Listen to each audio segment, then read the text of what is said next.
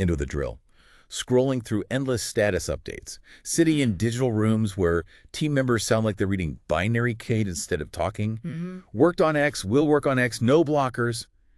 It just feels, I don't know, robotic, disengaged, zero energy. Yeah, Or maybe you just feel utterly swamped by the sheer volume of information hitting you daily. definitely. What if there was a fundamentally better way to work together, especially now, as AI is rapidly changing everything about product and service management? That feeling you described, the lack of human spark or the overwhelming information flow, it's incredibly common. We hear it all the time in modern, complex, often digital workplaces. Right. And it points to something much deeper, I think, than just needing a new tool or a slightly tweaked process. Absolutely. And that's exactly what this deep dive is all about today. We're tackling the challenge of building truly high-performing teams in today's environment, focusing not just on efficiency, but, well, on teams that genuinely thrive. We're diving into the essential human elements, things like empathy, transparency, and critically, how we actually discover problems early, Yeah. instead of waiting for them to explode into a crisis. And our mission today really is to unpack the insights from the sources you've shared with us and show how these human factors aren't just soft skills or like optional extras. Right, not just nice to haves. Exactly. They are foundational requirements for success, particularly when navigating the integration of AI into the management and development of products and services. Okay.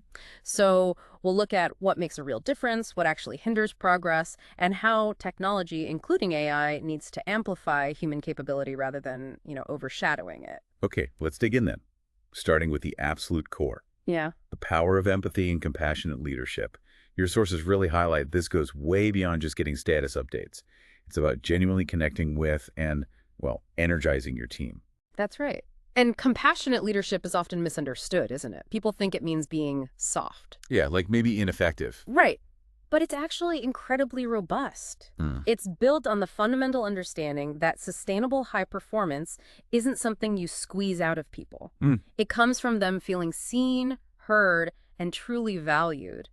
And this directly resonates, interestingly, with the very first value of agile individuals and interactions over processes and tools. Ah, good point. Compassion is like the engine that fuels those effective interactions. So how exactly does compassionate leadership differ from just, feeling bad for someone when they're having a tough time? Sympathy, I guess. It's a critical distinction. And maybe think of it this way. Sympathy is feeling for someone, often from a distance. Oh, I feel bad for you. Right. Empathy is trying to feel with someone. I understand what you're going through, sort of standing alongside them. Okay. But compassionate leadership takes it a step further. It's empathy plus action. Action. It's saying, I'm here with you, I understand, and I will actively help you navigate this. It's that active support piece. That makes a lot of sense. It's moving from just feeling to actually doing something constructive about it. Yeah. Your sources had some really practical ways teams and leaders can cultivate this kind of environment, didn't they? Yes, absolutely. And many of these practices are surprisingly simple, but they can have a profound impact. Daily check-ins are a great example. Okay. Instead of the robotic grocery list updates we talked about. Yeah, the work on X. Exactly. Try asking for an internal weather report. Are you feeling sunny, cloudy, maybe a bit stormy today? Or even just an energy level on a 1 to 10 scale. Ooh, I really like that internal weather report idea. It gives you such a quick snapshot of the human element, the real feeling on the team. Exactly. And then following up with a question like, what support would help you succeed today? This transforms a simple status update into, well, a team support system. It helps everyone understand the real capacity and needs on the team right now. So you can balance workload better. Precisely. It facilitates intelligent workload balancing and surfaces things people might not otherwise say, like, you know what, I really need 2 hours of uninterrupted focus time this afternoon, or I'm blocked by this, can someone help? It makes asking for help just part of the daily routine, doesn't it? Not like some big sign of weakness. Absolutely. It normalizes it. And what about team retrospectives? They're another prime opportunity. How so? Well, retrospectives are perfect ground for building connection and psychological safety. You can incorporate things like appreciation rounds. Oh, yeah. Yeah, giving specific thanks, like, thanks, Mia, for walking me through that really complex merge yesterday. I was stuck. It builds that safety by showing that contributions, even small helping ones, are seen and genuinely valued. That's great. And the idea of challenge sharing circles, that sounded interesting too. Yes, that one's powerful.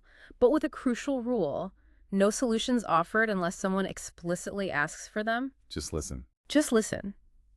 The simple act of naming a problem aloud, sharing a challenge you're facing, it actually reduces its power. And it reminds people they aren't isolated in their struggles. Hmm. Someone might share they're wrestling with a particular technical hurdle or maybe a difficult dependency with another team. The rest of the group simply listens, validates the feeling. Understanding emerges. And maybe help comes later. Often, yeah. Colleagues will offer support later, organically, without that pressure of immediate fixing in the meeting itself. That subtle shift in dynamic must be really powerful for team morale.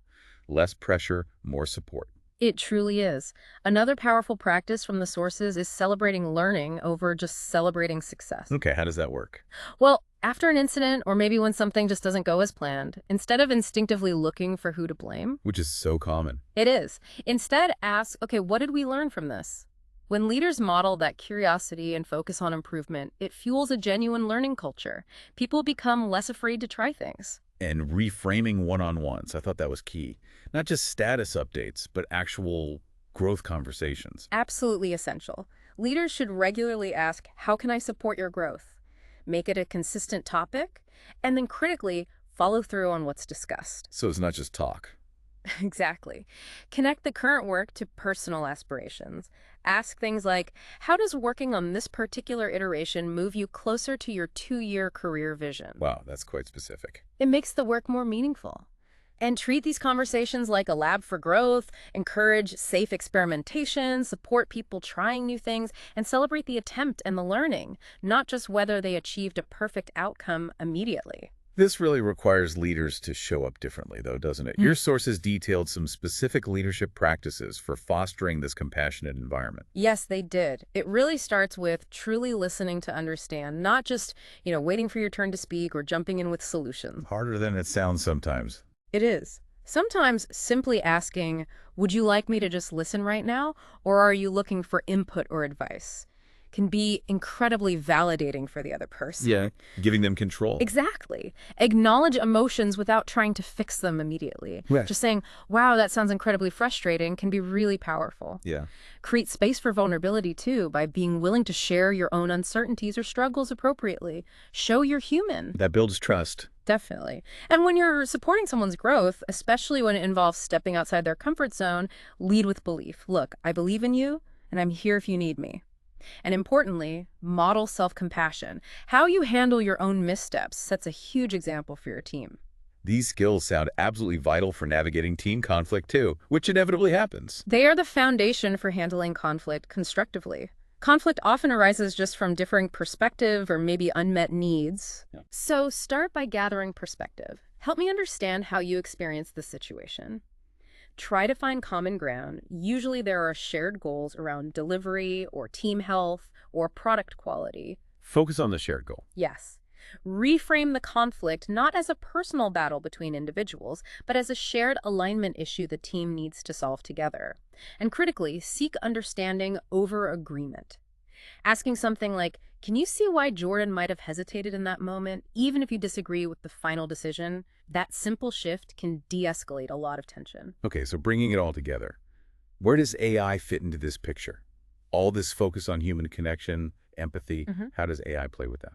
This is where compassionate leadership becomes even more critical, actually. As we bring AI tools into our workflows, particularly in product and service management, it naturally creates some anxiety, doesn't it? Oh, for sure. You hear it everywhere. Compassionate leadership acts like the bridge. It helps convert that AI anxiety into productive engagement and ideally healthy adoption. You mean the fear people have about AI changing their jobs or making them somehow redundant? Precisely that fear. The Microsoft Copilot case study mentioned in your sources is a really clear example of this. Tell me about that. Well, teams that were rolling out Copilot, but also incorporated regular, empathetic check-ins about the experience. So asking people how they felt about it. Yes, exactly. Those teams saw improved sentiment towards the tool And they maintained or even boosted their delivery cadence. Interesting. But teams rolling out the same AI tool without those explicit empathetic check-ins, they saw a dip in momentum and morale. Wow. So just checking in on how people felt about working with the AI actually helped maintain performance and morale. That's counterintuitive to some old ways of thinking. Exactly. It showed that leaders acknowledging the potential disruption, acknowledging the feelings around it, and offering support fostered a sense of safety. And that created a willingness to engage with the new technology constructively. Right. AI systems are incredible tools, right? They can automate tasks, analyze vast amounts of data, find patterns we'd miss. But they absolutely cannot build the human connection, the trust, the psychological safety needed to navigate this kind of significant organizational change. So the phrase is, AI informs, but humans connect and act. Fundamentally, that's it. AI lacks lived understanding, context, emotional intelligence. It doesn't get the nuances. So human checkpoints, human oversight, and genuine human connection are essential safeguards. Relying solely on automated AI metrics, like just looking at a key performance indicator dashboard, without understanding the human context behind those numbers. Yeah, that can be misleading. It can quickly lead to burnout, morale dips, people feeling like cogs in a machine, and ultimately turnover. We need to frame AI as a powerful tool for human growth, an investment in people's careers and capabilities, not just some sterile way to optimize tasks. Right. Okay, that's a really important perspective on AI integration. Let's shift gears a bit now, but stay focused on what makes teams effective.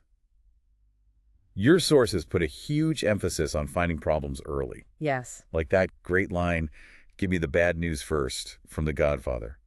It sounds almost like a shortcut to avoiding massive crises later on. It absolutely is the ultimate shortcut. Catching issues when they're small, manageable, cheap to fix. It saves exponentially more time, effort, and money than dealing with them after they've festered and compounded. It's perfect sense. Yeah. Yet, strangely, our natural human instinct, and maybe it's amplified by certain organizational cultures, builds these psychological barriers that make people hesitate to share bad news, right? It does feel counterintuitive, doesn't it? Why would any culture discourage finding problems? But you see it often, particularly in more traditional project management approaches like waterfall. Okay, waterfall project management. Yeah. There's often a very strong focus on meticulous upfront planning, predicting everything, locking down scope. The implicit mindset can become, we planned this perfectly, so deviations or problems, well, they shouldn't happen. Right, stick to the plan. Exactly. So when an issue does inevitably pop up, it can feel like a failure of the plan itself, or even a personal failure of the person who found it or is associated with it. And this breeds fear. Fear of blame. Fear of blame, fear of looking incompetent, fear of derailing the sacred timeline. Right, like, oh no, it wasn't on the approved Gantt chart. Precisely. And sometimes there's also a subtle hero culture that develops. What do you mean by that? There's this sort of subconscious anticipation, maybe even a reward system, for someone swooping in at the absolute last minute to fix a massive 5-alarm crisis. Ah, the firefighter. Exactly. Identifying and addressing a problem early, quietly, efficiently.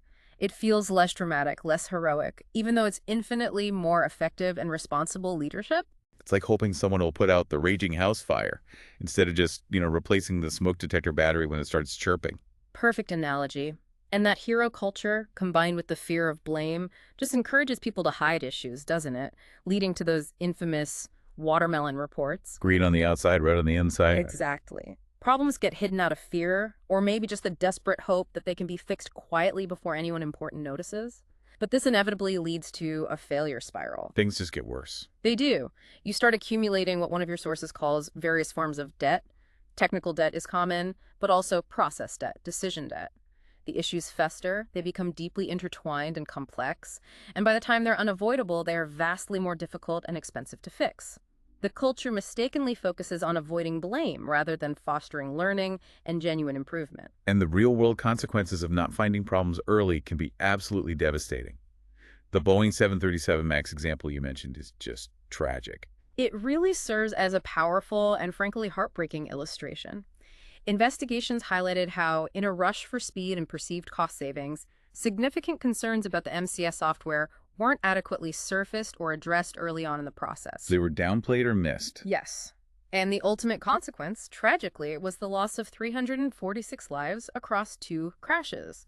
It's just a stark reminder of the very real human cost of ignoring early warnings and downplaying concerns, often for systemic cultural reasons. It's chilling. So how does Agile, particularly when we think about it in the context of product and service management, fundamentally shift this approach to problem finding? Agile is built differently from the ground up. It's founded on principles of transparency and empowering teams, the people closest to the work, to speak up without fear. Okay. The core idea of fail fast, which is often misunderstood, Okay. it isn't really about celebrating failure itself. Right, it sounds odd. It's about discovering problems quickly when they're small and cheap and easy to fix rather than letting them grow into catastrophes later on. Agile has built-in rapid feedback loops. Like daily stand-ups. Exactly. Things like daily stand-ups, regular retrospectives, frequently releasing small increments of value to get real feedback. These are all specifically designed for regular early issue spotting. So finding problems is just normal. Finding and fixing problems isn't treated as a crisis or a failure in Agile product service management. It's a normal, expected, and actually healthy part of the ongoing development and iteration process. It's how you learn and adapt. And the absolute core ingredient for enabling that kind of openness, that willingness to surface problems, that's psychological safety, right? Keep coming back to that. That's the foundational piece. Yeah. Absolutely. Creating an environment where people genuinely feel safe enough to say, oops, I think I made a mistake, or hang on, I see a potential risk here, or I'm really worried about this design choice. Without fear of retribution. Exactly. It fundamentally shifts the focus from finding who to blame to collectively learning how to improve the product, the service, the process. And paradoxically, sometimes a spike in reported problems can actually be a good sign. How so? It can mean that the psychological safety is increasing. The hidden issues, the ones people were previously afraid to mention, are finally coming to the surface where they can actually be seen and addressed by the team. It's like opening the floodgates, but in a good way. Letting the team actually see what needs fixing. Precisely. Think about the famous Toyota production system example with the and-on cord. Right, the cord on the assembly line. Yeah, any worker on the assembly line could pull a cord to stop the entire production line if they spotted a quality problem or a safety issue. Wow, that's empowering. It's immediate, proactive problem finding based on frontline knowledge, and it's valued by the whole system. Or look at how Netflix started with their Chaos Monkey tool. Deliberately breaking things. Deliberately breaking things in production Yeah. to test resilience, which then evolved into the whole discipline of site reliability engineering, or SRE. It's focused on anticipating and managing failure as a normal, expected part of running complex systems. So it's proactive problem seeking. It is. This proactive problem seeking, this continuous learning mindset, is absolutely key to true resilience and adaptation in modern product and service management. You need the real picture, the complete, unvarnished picture, warts and all, to know how to actually make things better. This brings us really nicely to the transparency paradox you mentioned earlier. Our gut instinct might be to hide imperfections, hide the warts, but actually, thoughtful openness is hugely beneficial. It really flips that innate human response on its head, doesn't it? True transparency, though, isn't just dumping a fire hose of raw information on everyone. That's just noise. Right, information overload. It's about deliberate openness, grounded in that psychological safety and trust we talked about, and purposefully directed towards improving collaboration and growth in how we manage our products and services. It's about strategically sharing the right information with the right people at the right time for the right reasons. Okay, strategic sharing. And what are the practical benefits of that kind of transparency, specifically in product or service management? Oh, the benefits are immense when you get it right. Colleagues across different teams or functions can offer diverse perspectives, maybe share relevant learnings from other services you might not even know about. Breaking down silos? Exactly. They can spot risks earlier because they have a different vantage point. It fosters genuine collaborative problem solving because everyone has better visibility into the challenges and the context. It can spark unexpected innovation. And for leaders? Leaders get clearer, more real-time insights into what's actually happening on the ground, not just the filtered watermelon view. Learning becomes organic across the organization. People avoid duplicating mistakes or reinventing the wheel because they can see what others are trying and learning. Feedback becomes a shared goal, making the overall offering better rather than feeling like personal criticism. But you mentioned concerns too. You acknowledged things like information overload, maybe getting unhelpful criticism, or just general distraction. Those are absolutely valid concerns, and why transparency needs thoughtfulness. That's why true transparency needs clear boundaries and purpose. Information shared needs to be relevant and useful within the context of managing that specific product or service. It requires some curation, some thought about the audience and the goal. Makes sense. Yeah. And bringing AI back into this discussion again, particularly AI that's embedded within the products and services we offer, transparency acts as a really vital safety net there, too. Critically vital, yes. Yeah. When you're transparent about how an AI system within your product or service actually works, what data it's using, how it's making decisions or recommendations, you invite a much more diverse set of eyes to scrutinize it. Beyond the core dev team. Absolutely. Ethicists, legal teams, compliance, other departments, even customers or user advocates, they can spot potential ethical concerns, hidden biases, or safety issues that the core development team might overlook simply because they're too close to it or lack that specific expertise. It helps fight the black box problem. Exactly. It combats that black box problem where no one really understands why the AI is doing what it's doing. Being open builds trust in the tool itself, and importantly, trust in the team and the organization deploying it. This reduces user fear and anxiety. Yeah. And importantly, sharing stories internally about when the AI doesn't perform as expected, sharing those failures or near misses transparently is absolutely crucial organizational learning. It helps everyone understand the limitations and improve the systems. So, okay, boiling it down. Practical steps people can take to actually foster this culture of transparency and early problem finding in their teams or organizations. Well, number one is consciously, deliberately work to create psychological safety. That safe space we keep talking about. It's paramount. Non-negotiable. Non-negotiable. Ensure retrospectives and any post-incident reviews are truly blameless, focus strictly on learning and prevention, not finger-pointing, and they must result in concrete action plans with follow-through, otherwise people lose faith. Right, show it leads somewhere. Yeah. Make work highly visible. Use shared digital boards like Kanban or Scrum boards effectively so everyone can see the flow, the bottlenecks, the progress. Have honest, open conversations normalize talking about both successes and challenges. What about across teams? Set up communities of practice or similar forums where people can share openly across different product or service teams. Share AI performance data, including the hiccups and failure stories, internally to foster collective learning. And recognizing people. Actively reward or at least recognize employees who surface problems, especially the difficult or uncomfortable ones. Show that it's valued behavior. And if you're trying to start small. Practice being transparent with just a trusted colleague or two first. Invite their input. And critically, commit to engaging constructively and supportively when others choose to share their challenges or concerns with you. Be the change you want to see. That's really actionable.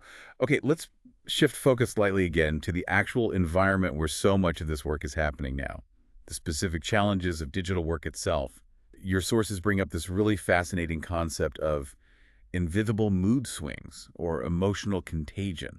Yes, it's a real documented phenomenon. Think of it almost like a social virus. Emotional states, positive or negative, can spread rapidly through a group, often completely unconsciously. Like catching a mood. Exactly like catching a mood. And technology, especially the nature of remote digital work, seems to amplify it, make it spread faster and wider. You might join a video call feeling perfectly fine, energetic even, but within minutes, someone else's audible sigh or their frustrated tone of voice can unconsciously shift the mood for the entire group. And it's spreading without people even realizing it's happening.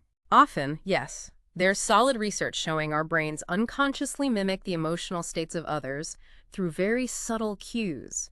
Tiny facial muscle movements, changes in vocal tone, even breathing patterns. This mimicry helps create a shared psychological state in the group. It's happening below our conscious awareness most of the time. How does that differ from, say, empathy or even groupthink? Good question. Empathy is generally a more conscious, deliberate process, actively trying to understand and share another's feelings. Groupthink is more about cognitive alignment, people conforming their opinions or decisions to fit in.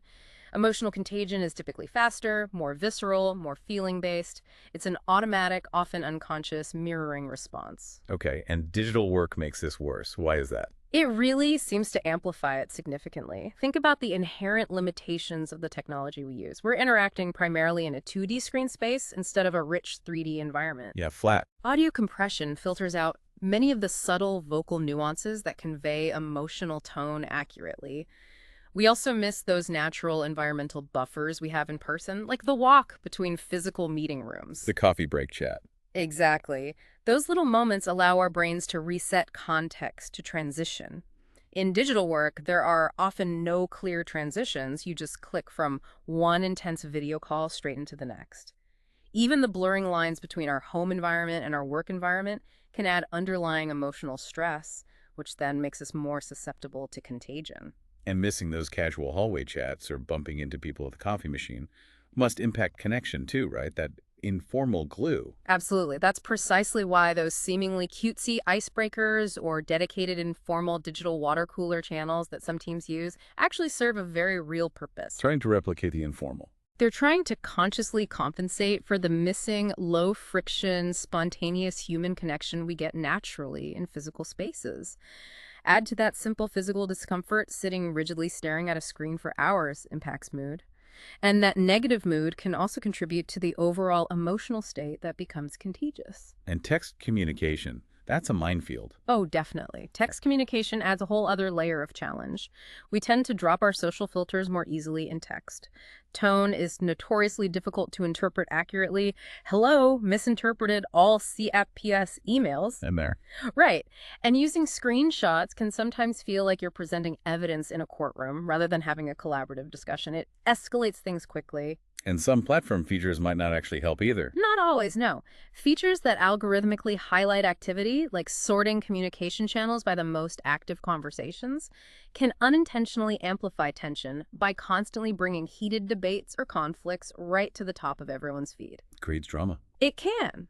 Overuse of things like @channel or @here messages or even excessive emojis trying to convey tone can create constant interruptions, force people's attention, add to cognitive load, and potentially fuel frustration, which again can spread contagiously. And just the sheer volume of task switching and multitasking often required in digital workflows, it simply exhausts the brain, making us more vulnerable to negative emotional states. There's a really significant cognitive load just involved in processing the digital environment itself, isn't there? Yes, absolutely. Our brain has to work much harder to fill in the gaps left by lower fidelity digital signals compared to face-to-face interaction. Think about pixelation on video, momentary audio drops, even tiny audio or video delays. Really? Research shows delays as short as 150 milliseconds can break that feeling of conversational synchronization and feel subtly jarring or untrustworthy. Wow, that's small. That's small. And this extra processing effort, especially when our brain sometimes defaults to filling those ambiguous gaps with worst-case scenarios, are they annoyed with me? Did I say something wrong? Creates internal conflict and fatigue. Leads to stress. It increases frustration and stress hormones like cortisol. It contributes to things like fear of missing out FOMO because we feel we need to be constantly connected and responsive. And that tendency to feel like we need to be always on when working digitally just leads directly to chronic fatigue and burnout. Research specifically on Zoom fatigue, for example, points to clear neurological reasons for this, like the cognitive strain of constantly monitoring your own appearance on screen. So, okay, the physical discomfort, the digital communication hurdles, the high cognitive load, it all creates this kind of breeding ground for negative emotional states that are then easily and unconsciously spread, potentially derailing teams. Precisely. That's the dynamic. Yeah. But here's the good news.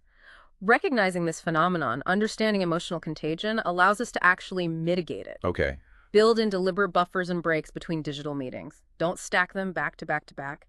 Encourage conscious physical resets. Literally stand up, look away from the screen, stretch, move around for a minute. Reset your body and brain. Get the blood flowing. Exactly. Some teams even designate an informal emotional monitor, someone who agrees to keep half an eye on the team dynamic during intense calls and has permission to suggest a quick break or maybe a shift in activity if they sense negative contagion starting to take hold. That's interesting, like a canary in the coal mine. Sort of. And leaders can really help by openly acknowledging the challenges of working digitally, maybe sharing how these systems sometimes affect them. Normalizing the difficulty helps. And simply labeling it, just calling it emotional contagion, must help teams recognize it when it happens. It absolutely does. Giving it a name changes the perception. It helps people realize, okay, that sudden dip in team mood wasn't necessarily personal. It wasn't something wrong with us as individuals. It might just be the digital environment and this emotional contagion thing at play. That understanding empowers teams to address it constructively, not personally. So last time bringing AI in, Can AI actually assist with this particular challenge too? Yeah. Emotional contagion. It potentially can, yes, but with very careful implementation and extremely strong privacy considerations, obviously.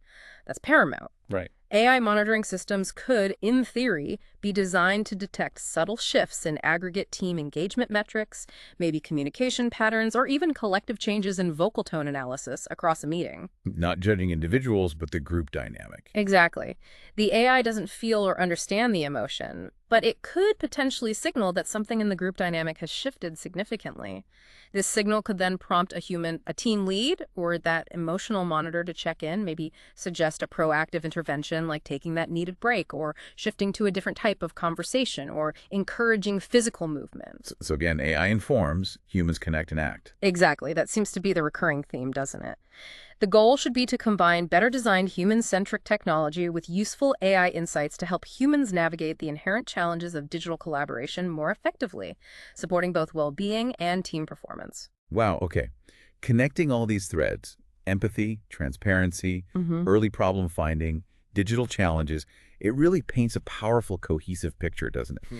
Building truly high-performing teams, especially as we continue to integrate AI deeper into product and service management, it really isn't primarily about finding the perfect process methodology or the latest shiny tool. No, it's not. It's fundamentally about focusing on the people within the system, the human interactions. It really comes down to that human element time and again. Empathy and compassionate leadership are what create the essential psychological safety required for people to be open and honest. That safety, in turn, enables true transparency, which then unlocks the crucial ability to discover and address problems incredibly early when they're easiest to manage. And understanding the unique challenges baked into our digital working environment, like this emotional contagion effect, gives us concrete strategies to protect team dynamics and energy from those invisible forces. These human-centric elements working together are what build the resilient, innovative, and truly adaptable teams needed to succeed in today's complex world. It definitely sounds like it's a continuous practice, though, not some destination you just arrive at and declare victory. Oh, absolutely not. It requires intention and deliberate practice every single day, from everyone on the team, but especially from leaders who set the tone and model the behaviors. It's ongoing work. So a final thought, perhaps, for you, the listener, to sit with after this deep dive.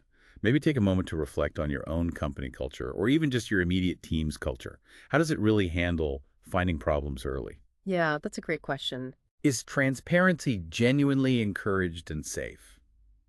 Or does it still feel kind of risky to share bad news or health concerns? And what impact could shifting towards more thoughtful, purposeful openness have on the specific problems you regularly face or on the products and services you're involved with managing? And maybe also consider those core agile ideas that are so relevant to effective product and service management, focusing on context, on mindfulness and interactions, on deep collaboration, on continuous learning and adaptation. Which of those feels like it needs strengthening in your specific workplace right now? Which one could unlock more of the trust needed for all these benefits we've discussed? Really important questions to consider, maybe even ask within your own teams. Now, if you're curious to dig even deeper into any of these ideas we explored today, things like building psychological safety, understanding emotional contagion in more detail, or really getting into why human skills are so essential for effective AI integration, we really encourage you to explore the source materials we use for this conversation. Yeah, definitely check them out. You can find links to those original articles, videos, and other useful resources right there in the description for this deep dive. They'll provide even more detail and practical guidance. So, continue the deep dive on your own